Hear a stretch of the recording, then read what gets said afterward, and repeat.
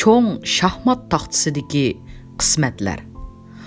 Uyg'urlarning dunyodan xilvat qolgan qadimiy diyori Xotanning qorong'u madrasalarida o'ltirib, uning g'uva nur tushib turadigan to'nglikidan insoniyatning o'tmishidagi qahramonlik musofirlarini ko'rish bilan tafakkur qaynimiga cho'mdim. Baturlarning jang arg'amoqlarini o'z vatanida qaytadan chang chiqarg'isi kelgan. Muhammad Ibn Bug'ra buningdan 60 necha yil qadam qarindoshlarga qaraganda baldurroq o'z ona tuprog'i Uyg'ur diyorining cho'ng shaxmat taxtasi ekanligini sezib olgan edi. U millatining taqdirining fojialik bo'lib qolishidagi sabablar haqida yanala baldurroq tushuncha hosil qilgan arbob bo'lish sifati bilan talaysizliklarni oldi bilan jug'rofiyaviy muhitdan kelib chiqadigan jug'rofiyaviy siyosat bilan bog'lab mundoq xulos qiladi. Uyg'ur elining to'rt atrofi dunyoning eng egiz tog'lari bilan va eng yomon cho'llari bilan o'ralganligi ham hech bir tarafi dengizga yaqin emasligi. Quruqliqdanmi madaniy mamlakatlardan bak yiroqda ekanligidan iborat. Bu jug'rofiyalik talaysizligi va kuchlik dushmanning ochko'z va tamaxur ig'iziga bak yaqin bo'lganligi yuqorqi ko'z qarashni quvvatlaydi. Amerikaning atoqli strategiyachisi Sovet ittifoqini yerim tashlashning strategik tafakkur asosini yaratquchi va kuchaytguchi Zbigniew Brzezinski o'zining cho'ng shaxmat taxtasi nomli mashhur kitobidagi dunyoviy strategik manbalarining to'qinish nuqtalaridan hisoblanadigan tochkalar qatorida Uyg'ur diyorini tizgan. Ya'ni u Uyg'ur tuproqlarining cho'ng o'yinlar o'ynaladigan shaxmat taxtasidagi o'rnini muayyanlashtirgan edi. Uyg'urlarning 19-20 asrlardagi milliy istiqlol qo'zg'olonlari turli sabablar tufaylidan mag'lubiyatga uchrash bilan Uyg'ur xalqining siyosiy taqdiri fojialarga giribtor bo'ldi. O'z ozodligini o'z qo'lida tutish mumkinchiligidan ayrilib qolgan bir xalqning siyosiy jihatdan emas, balki madaniyat, ijtimoiy iqtisod va boshqa hamma sohalar bo'yicha jaholat zanjirlari bilan kishanlanib, ularning milliy kimligi va milliy mavjudiyatining zavolliqqa yuzlanish, hatto tarix sahifasidanmi o'chirilish tahdiga duch kelishi muqarrar. Uyg'ur siyosiy fojiasining tarixiy tasviri va uning sabablari ham savoqlarini yo'ritish nihoyat zo'r emgak talab qiladigan ilmiy xizmat bo'lishiga qaramay, dastlabki abstraktlashtirilgan tafakkurlarni o'qirmanlarning diqqatiga tashladim. Qashqariyaning yiqilishi, fojianing boshlanishi. Uyg'ur diyori 19-asrning o'ttirlarida ismi jismiga loyiq cho'ng shaxmat taxtasi bo'lgan edi. Chunki uning janubiy qo'shinlari Ulug' Britaniyaning xaritasi kirgan bo'lsa, g'arbiy va shimoliy taraflarida Charosiyaning Kazak soldatlarining arg'amoqlari kishnab, Ruslar ili vodilariga qadam qo'ygan edi. Bulardan ilgari mazkur zaminga yetib kelgan Manju xonadonligi Sharqning kesal ko'rpilari sifatida mazkur cho'ng o'yinga ishtirok qilsa-mu, lekin uningda passiv rol o'ynadi. Gerçi Osmanlı imperiyasi o'zining ojizlashib, burunqi jangovarligi va saltanatini yo'qotishga qarab yuzlangan bo'lishiga qaramay, yanala mazkur cho'ng o'yindan o'z nisibisini oldi. O'z qarindoshlari hisoblanadigan Uyg'urlar bilan bevosita chegaralanishdan mahrum qolgan va yoki buningga intilmagan Osmanlı imperiyalari Yoqubbek bilan yo'shurun munosabatlarni o'rnatib, raqiblari Britaniya bilan Charosiyaning g'azabini qo'zg'ashdan ehtiyot qilishdan qat'iy nazar, o'zlaridan umid kutgan va orzu-armonlarini o'zlariga yuklagan Qashqariya davlatini yanala homiylik ostiga oldi. Yoqubbek dodillik bilan o'zini Sulton Abdulazizga tava deb e'lon qilish bilan uning nomiga atab pul qo'ydi. Gerçi bu joydagi Manching hukmronligi Uyg'ur xalqining qo'zg'olonlarining zarbalari ostida gumron bo'lsa-mu, lekin Rossiya, Britaniya diplomatik o'yinlari Osmonlarni bir chetga qayirib etib, xuddi sangimi yo'q, mangimi yo'q degandek, oxirgi hisobda bu tuproqlarga Manching askarlarini qaytadan boshlab keldi. Balki Osiyoning xastalangan mazkur yuriki Sharqi Turkistonda yaqinqi asrlarda hech kimmo savotsiz Yoqub Begdek mohirlik bilan diplomatik o'yin o'ynab boqmagan bo'lishi mumkin. Sulhga mohir Badavlat o'zining jug'rofiyalik muhitidan chiqish qilib, Ulug' Britaniya, Chorosiya, Osmonli va Manching imperiyalari bilan bir maydon diplomatik sehrgarlik o'yini o'ynab boqdi.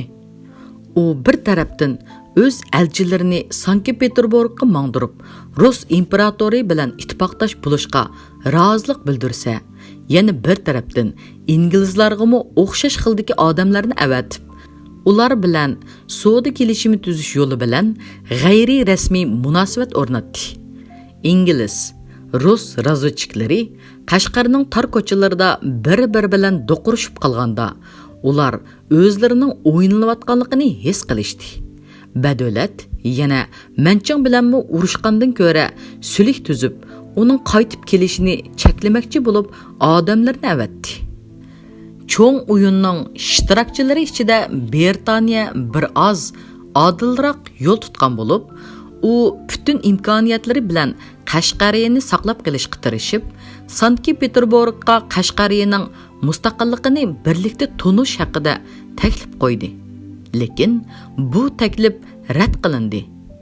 Oxirgi qatim 1877-yili Zozintang Urumchini ishg'ol qilib, Davanchingdan o'tganda London yana bir qatim Qashqariyani Chorosiya, Britaniya va Manching orasidagi betaraf davlat sifatida saqlab qilish haqida Sankt-Peterburgga qayta taklif bergan bo'lsa-mu, lekin bu qat'iy rad qilindi.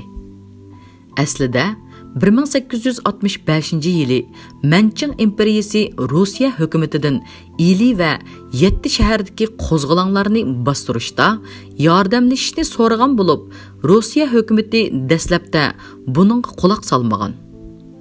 Ammo keyin Qashqariya xoni Yoqub Begning Rossiya uchun xatarli ekanligini to'nib yetib, o'z chegarasi yanida mundaq dushmanlik xarakteridagi bir musulmon hukmronning bo'lishini xohlamadi va oxirida Rossiya qo'shinlari Ili va uning markaziy g'uljini ishg'ol qildi. İngilizlarning oxirgi qatim takliflari Chorosiya podshohi tarafidan rad qilingandan keyin inglizlar oxiri amalsiz qilib Zuzungtangni qoral bilan ta'minlab, uni Qashqariyaga qo'yibdi. Bu yerda ruslar nima uchun Londonning taklifini rad qiladi? Meningcha buning sabablari tovandikicha. Birinchi sabab, bu chaqda Rus strategiyachilari orasida O'rta Osiyo faqat ruslarga tava bo'lishi kerak. Agar mustaqil Qashqariya shakllansa, bu kun patmas imperiyaning Kaspiy bo'yig'icha kengayib, Rossiyani O'rta Osiyo va Kavkaziyadan siqib chiqarishi. Mustaqil Qashqariya Britaniyaning Yiroq Osiyo strategiyasi uchun unumli xizmat qilishi va yoki ishlatilishi mumkin degandek nuqtai nazar ustunligini egallagan bo'lib, mana bu masalaning tuguni edi. Ikkinchi sabab, iqtisodiy nuqtaga qaratilgan bo'lib, Rossiya 19-asrning o'ttirlaridan boshlab Chorosiya o'zining sharq strategiyasini kuchaytirish orqali sharqdagi ojiz va qaloq millatlarni savdo iqtisodiy jihatlardan monopol qilishga urindi. Biroq bu vaqtlarda Manching imperiyasida yuz bergan qalamaqanchiliklar bo'libmi, Sharq Turkistonda ko'tarilgan keng ko'lamli qo'zg'olonlar tufaylidan Sankt-Peterburg o'zining bu joylardagi iqtisodiy manbalaridan ayrilib qolishdan andisha qildi. Yangidan gullanayotgan Rossiya sanoat burjoziyasi Rossiya hukumatidan Manching bilan bo'lgan savdosini kengaytirishni talab qildi. Burundilla Manching hukumatini savdo kelishimlari orqali qiynab kelgan Rossiya bu qatim Uyg'urlarning qo'zg'olonlarini bostirib berib, Manchang hukumatini rozi qilish bilan bir vaqtda buningdan zo'r iqtisodiy unum yaratish hamda Manchang hukumatini Rossiyaga zo'r savdo imtiyozlarini berishga qistash siyosatini belgiladi. Әні шуның нәтижесі сүптіде 1879 yılı tüzülgen Livadin şartnamesida ilini qaytırış bedeliga Manchang hukumatini 5 milyon rubli төлем төлешке ma'qul keltirgan bo'lsa, 1881 yılı bu şartname resmi imzalanganda tölemning bahası o'stirilib 9 milyon rubliga bekitilgan. Buningdan boshqa yana Rus savdogarlari Mongoliya ve Manjuriyada boj to'lamay savdo qilish imtiyoziga erishgan. Manchang imperiyasi Rossiyaning Qashqariya davlatini va eli sultonligini yo'qotishda ko'rsatgan xizmati uchun har qanday iqtisodiy badal to'lashga va davlat nomusini setishga rozi bo'lgan. 3-sabab Yaqub Begning taktikasidagi ojizligi va ehtiyotsizligi bo'lib, u Sankt-Peterburgga o'z elchilarini avatib, Çar padişah bilan ittifoqlashlik o'rnatish hamda uning bilan savdo va chegara kelishimlarini tuzishni yavaşlik bilan taklif qilayotgan vaqtida, uning Qo'qon xoni Xudoyor xonga yozgan xati, ya'ni Qo'qon bilan Qashqariyaning birlashib, Charosiyani O'rta Osiyodan qo'g'lab chiqarish haqidagi maxfiy maktubi Turkiston gubernatori Kuufanning qo'liga tushib qoldi. Buningdan qattiq cho'chigan general Kuufan Char padishoni Yaqub Begga ishonmaslikka da'vat qildi. Natijada ruslarning Qashqariyani yo'qotish va yoki uni mustaqil davlat sifatida saqlab qolmaslik fikri texmi kuchaydi. Uning ustiga yana Qashqariyaga maxsus tekshirishga kelgan Rossiya xonlik jug'rofiya jamiyatining jasuslari ve Toshkent savdogarlar jamiyatining atalmış savdogarlari Aq padishoni Qashqariya haqidagi qo'rqinchli uchurlar bilan ta'minladi. Yaqub Begning tüp muddaosining Rossiyaning ta'sir kuchini qo'shni O'rta Osiyodan siqib chiqarish ekanligidan iborat. Asosiy nuqta Yaqub Begning tarjimonlik salohiyatiga erishib olgan Kavkaz musulmonlaridan Zaman Beg orqali Rossiya tarafga yetkazilib turganlik ehtimolligi Tatar olimi Qurban ili Xaldinning ma'lumotlarida ko'riladi. Qurban Xaldinning Zaman Beg haqida bayon qilishicha, Yaqub Beg o'lgandan keyin Zaman Beg Turkiston gubernatori Kuufan tarafidan o'z yanida qoldiriladi. Hamda u Zaman Beg bizning odamimiz edi deydi. Shuningdek, uni Kabulga avatib, uningga vazifasini oqtirib bo'lgandan keyin yuqori huquq beradiganligi haqida va'da berdi. Biroq Kuufan o'lgandan keyin Zaman Beg quruq qo'l qoladi. Ammo yangi Turkiston gubernatori uni Olmataning gubernatori qilib tayinlaydi. Keyin u yana Turkiston gubernatori tarafidan Buxoro amirligiga avatilib, amirning yanida turdi. Qurban Xaldinning asrida pash bo'lgan mazkur sirlardan Zaman Beg ismli kishining Yaqub Begning bir mahal Rossiya, Britaniya, Osmanlı va Manchang imperiyalari orasida ilib borgan diplomatik harakatlaridan to'liq xabardor bo'lish uchun ayni vaqtda O'rta Osiyo xalqlari tarafidan yerim podshoh deb atalgan Turkiston o'lkasining boshlig'i Kuufanning maxsus o'rinlashtirgan odami ekanligini jazm qilish mumkin bo'lsa kerak. Natijada ayni vaqtda Qashqarga kelgan yuqori darajalik rus elchisi va razvedchiki A.N. Kropankinning bahasi bo'yicha olganda O'rta Osiyo musulmon dunyosidagi qudratlik zamonaviy armiya kuchiga ega Qashqariya davlatini diplomatik o'yinlarning qurboniga aylanib, o'zining Qashqariyani ishg'ol qilishiga ishonchi yetmay, vaziyatni kuzatib fursat kutib yotgan Zuzuntonga osonlik tug'dirib berdi. Kim biladi, balki Yaqub Beg dushman bilan sulh yo'lini tutmay, passiv mudofaadan aktiv hujumga o'tish taktikasini qo'llangan bo'lsa, Manchang askarlarini Shingshingshadan kirgizmagan bo'lar edi. Balki xoinlar uni o'ltirmagan bo'lsa, Qashqariyaning taqdiri boshqacha bo'lar edi. Qashqariya va yoki 7 shahar davlatining 14 yillik qisqa umri Uyg'urlarning tarixidagi xoinlik bilan sadoqatmanlikning to'qinish nuqtasi bo'lib, mansabparas hasadxo'r Uyg'ur baglari Zozongtangni Qashqariyaning ojizliklari haqidagi uchurlarga ega qilibli qolmasdan balki onunğa moslashib Yoqub bagni zaharladi. Shuningdek, Zozongtang qo'shinlarini 7 shaharga boshlab kelib, sonsizlagan o'z qarindoshlarining qonlarining iqishini keltirib chiqardi. Uyg'urlarning hurlik uchun kurash qilish tarixiga nazar solganda, ularning talaysizliklari va fojialarga o'zlari sabab bo'lgandekmi ko'rinadi. Chunki bu xalqda qahramonlarning soni qancha ko'p bo'lsa, fursatparast va mansabparast xoinlarmi shuncha ko'p edi. Uning tub sababini shaxsiy adovat, manfaatparastlik, manmanchilik va hasadxo'rlik qatorliq illatlarga bog'lash mumkin. Shaxsiy adovat va shaxsiy manfaatni ko'zlagan odamlar hamisha o'z qarindoshlari bilan bo'lgan to'qinishlarda uchinchi bir dushmanning kuchidan foydalanib, millatdosh raqibiga zarba berishga odatlangan. Bu odamlar doim degidek o'z xalqi orasidagi qarshiliklarni dushmanning kuchi bilan yo'q qilishga o'rgangan. Misol keltirish to'g'ri kelsa, Uyg'ur tarixidan buningga talay faktlarni tepish mumkin.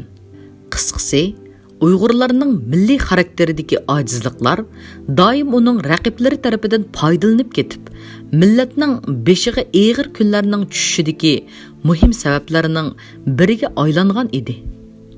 Umuman 1877-yili Qashqariyaning mag'lubiyatini umid qilgan ruslarning Uyg'urlarni ishqa silib, Zozongtangning ocharchilik girdobiga berib qolgan chiriklarga oshliq va yem-xashak yetkazib berganligi, shuning bilan Manchang qo'shiniga jon kirganligi sir bo'lmasa kerak. Meningcha, Qashqariyaning vayron bo'lishida tövandagidek 5 asosiy omil muhim rol o'ynagan bo'lishi mumkin. Birinchi omil o'z ichidagi ittifoqsizlik, nachar illatlar, manmanchilik, hasadxo'rlik va hokimlarning mustabiddiki ham boshqa shaxsiyatchiliklar.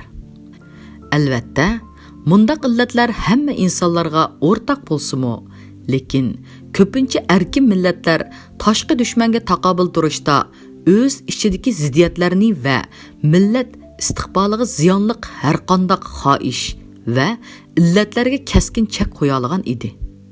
Biroq Uyg'urlarning Saidiya xonadonligining oxirlaridan boshlangan diniy mazhablarning tafarruqchilari bilan shakllangan oq tog'liq va qora tog'liqlar ko'rishi Sharqiy Turkistonning Chingiz istilosidan keyin shakllangan keng ko'lamlik etnik jihatdagi aralashishlar natijasida paydo bo'lgan milliy psixikalik o'zgarishlarga qo'shilib, bu rayondagi Uyg'ur Turkiy etnik tarkibining milliy xarakteriga salbiy ta'sirlarni elib keldi.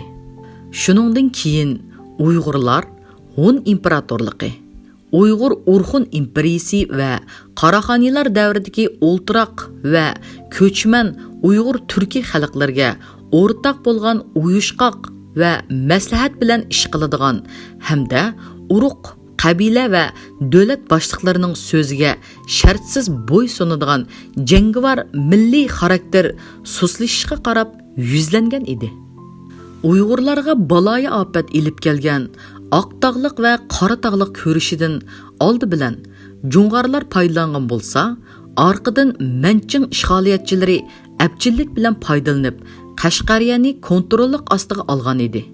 Demak, Uyg'urlarning ichki nizolari va yuqorida aytilgan illatlari hech qachon bu yerda hukmronlik o'rnatgan har qanday hokimiyat tarafidan cheklangan emas, balki texmi kuchaytirilgan xolos. Ikkinchi omil anjonliqlar, ya'ni g'arbiy turkistonliklar bilan qashqariyliklar orasidagi ishonchsizliklar. Yoqub bey asosiy harbiy va ma'muriy huquqlarini o'z odamlariga va G'arbiy Turkistondan kelganlarga berib, yerliklardan faqat Niyozbek, O'shurbek qatorliq bir qanchalar o'ziga shartsiz bo'ysundigan odamlarga ma'lum imtiyoz berdi. Ammo ichki jihatdan ittifoqlasha oladigan va chiqisha oladigan bo'lsa-mu, biroq chatdan kelgan dushmanga qarshi birlasha oladigan, mustaqilliklarini qo'g'dab qilish uchun kuch chiqaradigan jasoratlik boshqa butun milliy inqilobchilarni qattiq bostirib yo'qotdi. Kucha qo'zg'olonchilarining dahisi Rashidin Xo'ja, Isoqxon, shuningdek Xotan va Yarkand qo'zg'olonchilarining rahbarlari yana shularning misolidir. 3-omil tashqi jihatda cho'ng imperiyalarning manfaat to'qinishi. Bu masala intayin muhim bo'lib, biz bu haqda davomliq sharhlaymiz. 4-omil Yoqub Begning ichki tashqi siyosiy taktikasi va davlatning ichki siyosatidagi yetarsizliklar. Yoqub Beg harbiy ishlar jihatda g'arb qo'rollarining qudratiga ishongan hamda oz to'la bo'lsa-mu g'arb uslubida, ya'ni balki turk va afg'on uslubida harbiy ta'lim-tarbiya ilib borgan bo'lsa-mu, ammo davlatni yanala faqat o'ziga tayinib boshqardi. U Osmanli va Britaniya qatorliq qudratli mamlakatlar bilan diplomatik faoliyat ilib borgan bo'lishiga qaramay, ularning ilg'or boshqarish usullarini o'rganmadi. Aksicha, u hukumat ishlariga tegishli butun siyosat, fikr va talablarning hammasini o'zi belgilab chiqardi. Muhim ishlarda kengash va muzokara uyushtirmaydi. Ba'zi ma'lumotlarga qaraganda, dastlabki vaqtlarda nihoyatda yaxshi mangan davlat ishlari bayoshat hayot asta-asta xaroblashishga, baglar chiriklashishga boshlagan. Ammo Manchang imperiyasining zulmini yetkuch tortgan va erkinlikka muhtoj bo'lgan Uyg'ur xalqi yanala o'z hokimiyatini qadrlab, uni jon tikib qo'g'digan edi. Agar Yoqub Beg oxirgacha to'g'ri va yaxshi boshqarish siyosatini yurgizib, davlatni har jihatdan qudrat topqizgan bo'lsa, Manchang imperiyasining bu tuproqqa qaytib kelishi aslo mumkin emas edi. 5-omil Yoqub Begning dushman bilan sulh qilish usulini qo'llanib, uningga qattiq va qat'iy zarba bermaslik ham boshqalardir. Yoqub Beg sulhchilik yo'liga minib, dushman bilan qat'iy so'qish tarafdori bo'lgan o'g'li Bekqul Beg va boshqa qo'mondonlarni oldingi safdan qaytarib olib, raqiblarining o'z ahvolini bilishiga hamda o'zining ojiz nuqtalariga hujum qilib, ba'zida ishonch paydo qilishiga fursat yaratib berdi. Aslida Manchang imperiyasining Zuzungtang tarafdorlari Qashqariya davlatiga hujum qo'zg'ashga oldirab jur'at qila olmagan bo'lib, ular bir tarafdan Yoqub Begning kuchiga andishi bilan qarasa, yana bir tarafdan bu urushga Osmanli imperiyasi bilan Rossiyaning aralashib 7 shahar davlatiga yordam berib qilishidan andisha qilib, oldi bilan Urumchini ishg'ol qilib, vaziyatni kuzatib, ondan urush boshlamoqchi bo'lgan edi. Yoqub Begning kuch qudrati ayni vaqtda Manchang ordusini xeyli sarosimiga salgan bo'lib, Li Xunjang guruhi bilan Zuzungtang guruhining 7 shahar masalasidagi talash tortishlarda Li Xunjang guruhi boshdan oxiri Qashqariyani tashlab etishni o'ttirib qo'ygan. Ammo Zuzungtang bo'lsa, agar buningga yo'l qo'yganda Yoqub Begning hamon bir kuni Sadichinning ichiga besib kiradiganligini ko'rsatib, uning oldini elish fikrini o'ttirg'a qo'ygan. Nima sababdan Manchang ordusida mundaq talash tortishlar yuz berdi? Bu dal yana shu Qashqariya davlatining kuch qudrati, jumladan Uyg'ur xalqining kuch qudrati edi xolos. Mundaq ahvol ostida Yoqub Beg birinchi hujumida raqiblarga qattiq zarba bergan bo'lsa, Uyg'ur siyosiy tarixi tamoman boshqacha yozilgan bo'lar edi. Qisqasi, Yoqub Beg fursatni qo'ldan berib, aktiv hujumga o'tishdan passiv mudofaaga, oxirida berib chekinishga hamda yo'qolishga yuzlandi.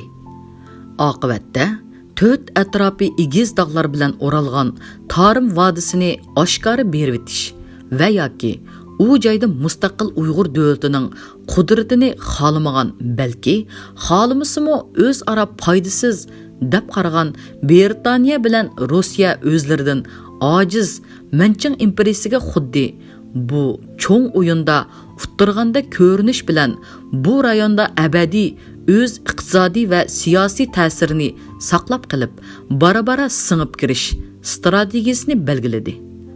Ulug' Britaniya bilan Chorosiyaning bundaq qarorga kelishiga yanala oldi bilan Yoqub Bagning oxirgacha putterab turolmasligi va Manchang qo'shinlariga zarba berib, o'z hokimiyatini saqlab qololmasligi bir sabab bo'lib qoldi. Amerika olimi James Millwardning o'ttirg'i qo'yishicha, Manchang xandonligining Uyg'ur diyoridagi hukmronligi haqiqiy imperializmlik hukmronlik bo'lib, Zozongtangning o'lkini qayta ishg'ol qilishi bilan 1884-yili Xinjiang o'lkasi ta'sis qilinib, o'lkaning hukmronlik o'rinlarini ilgirgidek butunlay manjurlar egallashning o'rniga Xitoylar almashib, asosiy huquq Zozongtang qatorliq Xitoylarning qo'liga o'tdi. Hamda Uyg'ur hokim beglarining huquq doirasiga chek qo'yildi. Shuningdan keyin Zozongtang, Liujintang guruhi Xitoylarning imtiyozini tiklab va qo'g'dab, Xitoylar bilan Uyg'ur qatorliq millatlar orasidagi milliy munosabatning texmo o'tkirilishiga asos soldi. Zozongtang qo'shinlarining dahshatlik o'ch ilishlarga duch kelgan. Shuningdek, ilgarimi uzun yillar urush zardoblarini chekkan xalq qatma-qat zulm va milliy kamsitishlarga nisbatan 50 necha yil taqat qilishga majbur bo'ldi. Qisqasi, 19-asrning o'ttirlarida butun Uyg'ur diyori miqyosi bo'yicha ko'tarilgan qo'zg'olonlarning g'alabasi Manchang xandonligining bu joydagi hukmronligini pochaqlab tashlagan bo'lib, buningda eng muvaffaqiyat qozongani Rashidin G'o'ji boshchiligidagi kucha qo'zg'olonchilari edi. Ayni vaqtda ozod qilingan territoriyasining kengligi, qo'shonining jangovarligining ustunligi va boshqa jihatlardan kuchani markaz qilgan qo'zg'olonchilar oldingi o'rinda turgan bo'lib, bu kuch shiddat bilan sharqda Urumchiga, janubda Qashqar taraflarga qarab kengayotganda Qashqar qo'zg'olonchilarining rahbarligini zimmasiga olgan Yoqub Bey bilan hamkorlashgandi. Yoqub Bey turlik vositalar bilan har qaysi joylardagi hokimiyatlarni birlikka keltirib, birlikka kelgan mustaqil Qashqariya davlatini barpo qildi. Agarda u bu hokimiyatni saqlab qolgan bo'lsa, balki bugungi kunda Uyg'urlarning o'z istiqlol davlatining 140 yillik musofasini boshdan kechirgan bo'lar edi. Uyg'ur davlatchilik iddialari taraqqiy qilib va puxtulashib, zamonaviy va ilg'or qiyofat bilan 21-asrga qadam qo'yish bilan dunyoning kun tartibini belgilash ishlariga hamda O'rta Osiyodagi murakkab strategik o'yinlarda o'zining aktivligini joriy qildiradigan bo'lar edi. Afsuski, Yoqub Bey rahbarligidagi bu hokimiyatning yiqilishi ayni vaqtdagi butun Uyg'ur diyorida ko'tarilgan qo'zg'olonlarning g'alabasining muvaffaqiyatsiz bo'lishi, shuningdek Uyg'urlarning uningdan keyingi taqdirining fojialarga giribtor bo'lishidagi muhim omillarning biriga aylandi. Bu amaliyotda Uyg'urlarning qo'liga kelgan eng cho'ng fursat edi xolos. Biroq Qashqariyaning yiqilishi Uyg'urlarning siyosiy taqdiridagi bir unutilmas fojia bo'lsa-bu, ammo Qashqariya davlatidan iborat mazkur yaqinqi zamon Uyg'ur davlatchilik tarixidagi xeli sistemalashgan, zamonaviylashgan armiyaga ega Rus diplomati Kropotkinning bahasi bo'yicha olganda Markaziy Osiyodagi kuchlik musulmon davlati bo'lish ehtimolligi zo'r bo'lgan hokimiyatning maydonga chiqishi Uyg'urlarning ozodlik kurashlari va milliy davlat g'oyalariga ma'naviy ruh ato qildi. 20-asrdagi ikki Sharqiy Turkiston Jumhuriyati amaliyotda Ani shu 19-asrdagi Qashqariya davlati jumladan Tangri tog'larining janubiy va shimolidagi Uyg'ur qatorliq xalqlarning keng ko'lamlik milliy istiqlol kurashlaridan tug'ilgan ham texmi kuchaygan milliy va diniy ruhning hammasi va mirosxo'ri edi. Biroq tarix 20-asr qo'yniga kirish bilan insoniyat dunyosida olamshumul o'zgarishlar yuz berib, bu shaxmat taxtasida texmi zo'r va murakkab ham keskin o'yinlar o'ynaldi. Bu o'yinlarda Lenin Rusiyasi g'olib keldi. Uyg'urlarning noli faryodlari qizil xishliq Kerimil temining ichiga anglanmadi xolos.